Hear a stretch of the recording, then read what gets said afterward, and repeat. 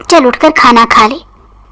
सकीना बेगम ने उसे प्यार से पिचकारते हुए कहा था, नहीं खाना मुझे कुछ भी, और अब मुझे दोबारा खाने के लिए मत कहना, और अब्बा को भी साफ अल्फाज में कह देना मुझे कोई शादी नहीं करनी।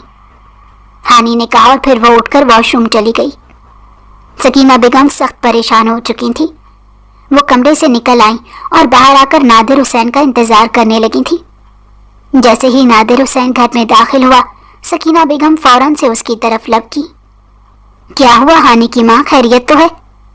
नादिर हुसैन ने सकीना बेगम की हवाइयाँ उड़ी देखी तो पूछने लगा। गजब हो गया है हानि की अब्बा, हानि ने शादी से इनकार कर दिया है और कल रात से उसने कुछ खाया भी नहीं है। सकीना बेगम ने परेशानी के आलम में बताया। ये सब क्या है हानि की माँ? मैंने तुझसे कहा था ना कि हानि की मर्जी जान लेना, अब वो ऐन वक्त पर इनकार कैसे कर सकती है? नादिर हुसैन गुस्सा हुआ। मैंने उससे पूछा था हानि की अब्बा, उसकी अच्छी भली मर्जी थी, मगर वो कल से जिद लगा कर बैठ गई है और कह रही है अगर उसकी ख्वाहिशें पूरी ना हुई तो वो कुछ नहीं खाएगी और ना ही वो शादी करेगी। सकीना बेगम ने सर झुकाकर कहा। ये क्या बचपना है सकीना बेगम, उसे पता भी है कि हम लोग कैसे गुजारा करते हैं, वो इस तरह की जिद कैसे लगा सकती है? नादिर हुसैन ने परेशानी से कहा।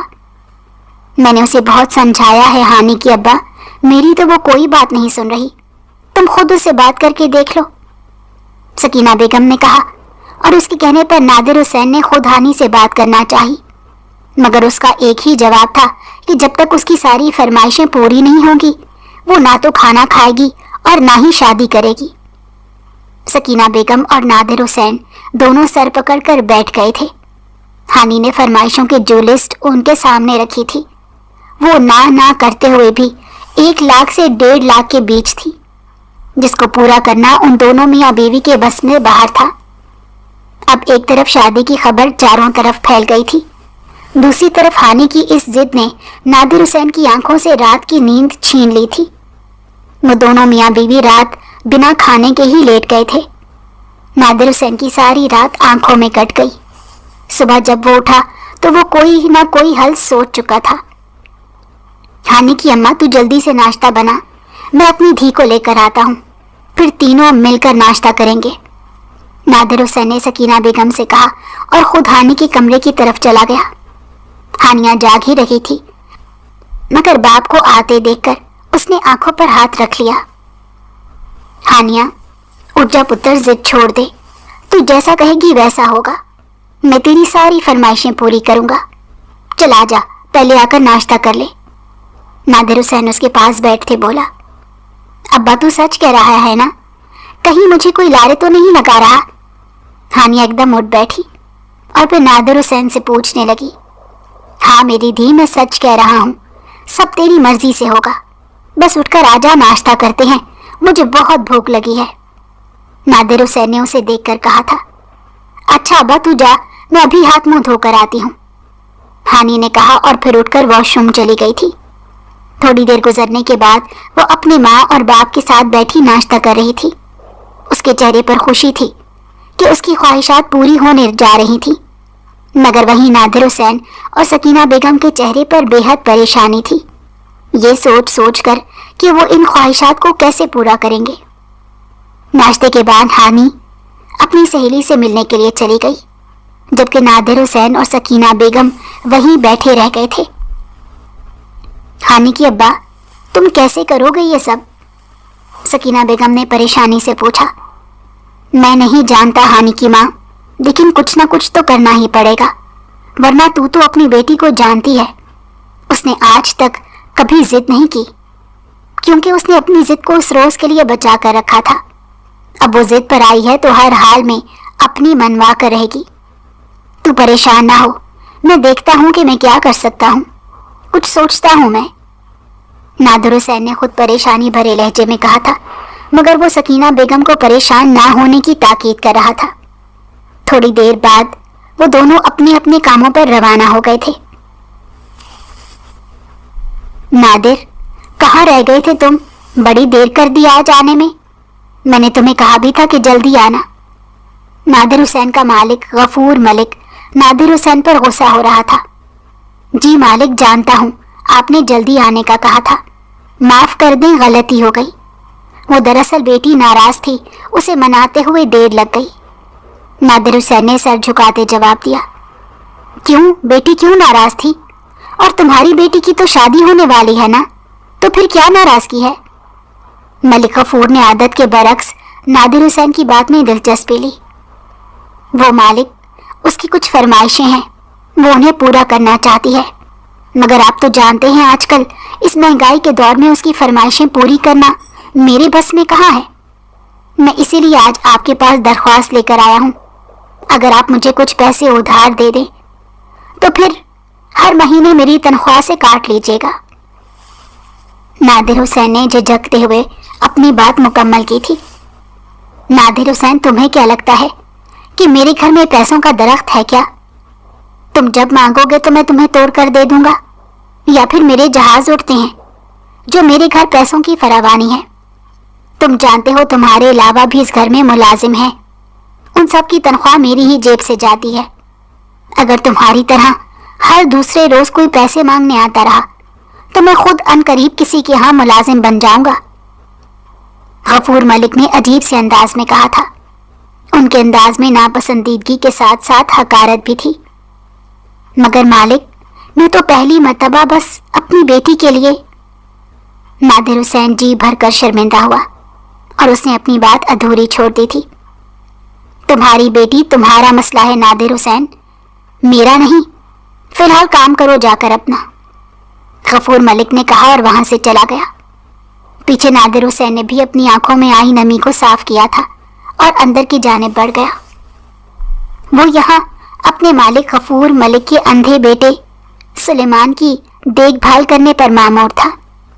غفور ملک کا بیٹا سلیمان ایک حادثے کے باعث اپنی دونوں آنکھوں کی نظر کھو کر نابینا ہو چکا تھا۔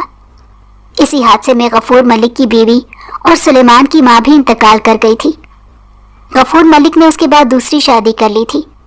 اس نے سلیمان کا علاج کروانے کی بہت کوشش کی تھی، مگر اس کی بینائی جا چکی تھی اور وہ بصارت سے ہمیشہ ہمیشہ کے لیے محروم ہو چکا تھا۔ اب کوئی بھی علاج اس کی آنکھوں کی روشنی واپس نہیں لا سکتا تھا۔ تب سے نادر حسین اس کی آنکھوں کی روشنی بن کر پل پل اس کے ساتھ رہتا تھا۔ وہ صبح اس کے جاگنے سے پہلے اٹھ جاتا اور رات کو اس کے سلانے کے بعد گھر جاتا۔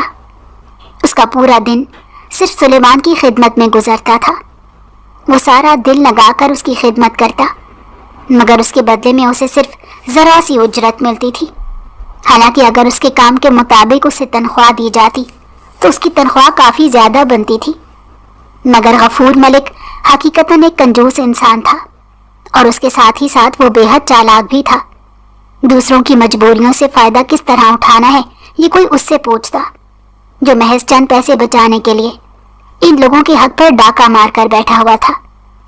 انہیں تو اپنا حق مانگنے کی اجازت بھی نہ تھی۔ جب بھی کوئی اپنے حق کے لیے بولنے کی کوشش کرتا تو غفور ملک ان کو اپنے احسانوں کی لسٹ گنوا دیتا جو اس نے جانے کب کب کیے تھے۔ وہ بیچارے سب شرمندہ ہو کر رہ جاتے تھے۔ غفور ملک انہیں دھمکاتا اور کہتا کہ وہ اتنا ہی دے سکتا ہے، اگر ان لوگوں نے اتنے میں ہی کام کرنا ہے تو ٹھیک ہے، ورنہ وہ لوگ یہاں سے کام چھوڑ کر جا سکتے ہیں۔ اور وہ سب کے سب خاموش ہو کر بیٹھ جاتے۔ آج کے دور میں کہیں کام ملنا کون سا آسان تھا۔ خیر، سلیمان صاحب کی والدہ مرحومہ اچھی عورت تھی۔ وہ اکثر غفور ملک سے چھپ کر ملازموں کی مدد کر دیا کرتی، مگر ان کے گزرنے کے بعد ساری رونق ہی جیسے ختم ہو گئی تھی۔ نئی مالکن غفور ملک کا پرتوہی تھی، یا شاید وہ ملک غفور سے بھی زیادہ لالچی اور کنجوس عورت تھی۔ نادر حسین چپ چاپ سلیمان کے کمرے میں آ گئے۔ وہ ابھی تک سو رہا تھا۔ اس کی یہی بات نادر حسین کو پسند تھی۔ جب تک اسے اٹھایا نہ جاتا وہ کبھی خود سے نہیں اٹھتا تھا۔ چھوٹے مالک اٹھیے، صبح کا وقت ہو گیا ہے۔ نادر حسین اس کے قریب آتے اسے اٹھانے لگا۔ اس کو جگانے کے بعد وہ اسے بھیج کر خود اس کا ناشتہ لینے آ گیا تھا۔ سلیمان کمرے سے واش روم تک خود اندازے سے چلا جاتا تھا اور خود واپس بھی آ جاتا تھا۔ اس میں اسے کسی قسم کی کوئی محتاجی نہیں ہوتی تھی۔ وہ اپنے اکثر کام اندازے کے مطابق کر لیا کرتا۔ مگر پھر بھی غفور ملک ہمہ وقت نادر حسین کو اس کے پیچھے لگا کر رکھتے تھے۔ اکثر وہ نادر حسین سے تنگ آ جاتا اور اسے کہتے کہ چچا گھر چلے جایا کریں، آپ نے تو مجھے بالکل ہی اپنا محتاج کر لیا ہے۔ مگر نادر حسین اس کے نہیں بلکہ اس کے باپ غفور ملک کے حکم کا پابند تھا۔ وہ اسی کی بات سنتا اور مانتا تھا۔ وہ ناشتہ لے کر آیا تو سلیمان ابھی تک واش روم سے باہر نہیں آیا تھا۔ اسے پریشانی ہوئی۔ چھوٹے مالک آپ ٹھیک ہیں؟ آپ کو میری آواز آ رہی ہے کیا؟ نادر حسین کو پریشانی ہوئی۔ تھوڑی دیر بعد سلیمان باہر آ گیا۔ کیا ہوا چھوٹے مالک، آپ ٹھیک ہیں نا؟ نادر حسین نے پوچھا۔ لگتا ہے میری صحت کچھ ٹھیک نہیں، آپ بابا سے کہیں کہ مجھے اسپتال لے جائیں، سلیمان نے کہا۔ اچھا چھوٹے مالک آپ آئیں ناشتہ کریں، میں تب تک بڑے مالک کو بلا کر لاتا ہوں۔ نادر حسین نے اس کے سامنے ناشتہ رکھا اور پھر غفور ملک کے پاس آ گیا۔ ہاں بولو نادر، کیا ہوا؟ غفور ملک جو کال پر لگا تھا وہ نادر حسین کو اپنے پاس دیکھ کر بولا، مالک وہ چھوٹے مالک کہہ رہی ہیں کہ ان کی طبیعت کچھ ٹھیک نہیں ہے، انہوں نے اسپتال جانا ہے، وہ کہہ رہی ہیں کہ آپ کو بلا کر لاؤں۔ نادر حسین نے کہا۔ کیا ہوا میرے بیٹے کو؟ غفور ملک فوراً سے نادر حسین کی طرف مڑا۔ جی پتہ نہیں مالک، بس انہوں نے کہا کہ ان کی طبیعت ٹھیک نہیں، آپ سے کہوں کہ آپ ان کو ڈاکٹر کے پاس لے جائیں، نادر حسین نے کہا۔ تمہیں کس چیز کی تنخواہ ملتی ہے جب تمہیں علم ہی نہیں کہ اسے کیا ہوا اور کیا نہیں؟ غفور ملک نادر حسین پر بھڑکا تھا۔ نہیں مالک، رات تک وہ بالکل ٹھیک تھے، ابھی اٹھے ہیں تو یہ کہہ رہے ہیں، نادر حسین منمنایا تھا۔ غفور ملک نادر حسین کے ساتھ سلیمان کے کمرے میں پہنچے۔ سلیمان نے بس ناشتے کے چند نوالے ہی کھائے تھے۔ کیا ہوا بیٹا، تم ٹھیک تو ہو نا؟ غفور ملک نے سلیمان کے پاس بیٹھتے ہوئے پوچھا۔ ابا کچھ نہیں، بس ذرا سر میں درد محسوس ہو رہا ہے تو اس لیے سوچا جا کر چیک اپ کراؤں، سلیمان نے کہا۔ اچھا ٹھیک ہے، چلتے ہیں۔ نادر تم یہ چابیاں لے جاؤ، میرے کمرے کی الماری سے سلیمان کی فائل نکال کر لے آؤ، غفور صاحب نے سلیمان سے کہتے پھر نادر حسین کو مخاطب کیا اور جیب سے چابیاں نکالتے اس کی طرف بڑھائی تھی۔ نادر حسین چابیاں لے کر غفور ملک کے کمرے میں آ گیا۔ غفور ملک کی بیگم اپنے میکے گئی ہوئی تھی، اسی وجہ سے اس کا کمرہ خالی پڑا تھا۔ نادر حسین نے چابی لگا کر الماری کھولی اور فائل تلاش کرنے لگا۔ تھوڑی دیر کی تلاش کے بعد اسے سلیمان کی فائل مل گئی تھی۔ اس نے فائل اٹھائی اور الماری بند کرنے ہی والا تھا کہ تبھی اس کی نظر وہاں رکھی نوٹوں کی گڈی پر گئی۔ ایسا نہیں تھا کہ اس نے یہ رقم پہلی مرتبہ دیکھی تھی، اس سے پہلے بھی وہ کئی مرتبہ اس الماری تک آ چکا تھا، مگر آج اس رقم کو دیکھتے اس کے ذہن میں جو خیالات آئے تھے وہ اس سے پہلے کبھی نہیں آئے تھے۔ یہ اتنے سارے پیسے ہیں، ان میں سے 1,00,000-1,50,000 میں نے لے لیے تو کون سا کسی کو پتہ چل جانا ہے۔ میں ایسا کرتا ہوں، اس میں سے لے لیتا ہوں، یوں میں اپنی ہانی کی ساری خواہشیں پوری کر لوں گا۔ یہ سوچتے ہوئے نادر حسین نے اپنا ہاتھ اس رقم کی طرف بڑھایا تھا۔ اس سے پہلے اس نے مڑ کر چور نظروں سے دروازے کی طرف بھی دیکھا تھا، یہ دیکھنے کے لیے کہ اسے کوئی دیکھ تو نہیں رہا۔ اس کا ضمیر اسے بار بار اس کام سے روک رہا تھا، مگر دماغ بار بار اسے اس کام پر اکسا رہا تھا۔ اس کے دماغ میں بار بار یہی بات آ رہی تھی کہ اس رقم سے اس کے سارے مسائل حل ہو جائیں گے۔ اس نے ہاتھ بڑھایا اور ان گڈیوں میں سے ایک پتلی گڈی اٹھا لی اور جیسے ہی جیب میں ڈالنے لگا اسی وقت غفور ملک کمرے میں داخل ہوا۔ مارے گھبراہٹ کے نادر حسین کے ہاتھ سے گڈی چھوڑ کر نیچے آن گری۔ حرام خور، نمک حرام، تجھے ذرا شرم نہیں آئی یہ سب کرتے ہوئے؟ جس تھالی میں کھاتا رہا اسی میں چھید کر دیا۔ مجھے کتنا بھروسہ تھا تم پر، لیکن تم نے میرے بھروسے کا یہ صلہ دیا ہے، میں تمہیں چھوڑوں گا نہیں، غفور ملک نے غصے سے کہتے ہوئے آگے بڑھتے نادر حسین کے چہرے پر تھپڑ رسید کر دیے۔ مجھے معاف کر دے مالک، مجھ سے غلطی ہو گئی، میں نے جان بوجھ کر نہیں کیا، میری بیٹی کی شادی ہے، میں بہت مجبور ہو گیا تھا، مجھے معاف کر دے مالک، مجھے معاف کر دیں۔ نادر حسین غفور ملک کے پیر پکڑتا رونے لگا اور اسے معافیا مانگنے لگا۔ معافی یوں اتنی آسانی سے نہیں ملتی نادر حسین، تم نے چوری کی کوشش کی ہے، تمہیں تو میں جیل بھجوا کر رہوں گا، تم رکو ذرا۔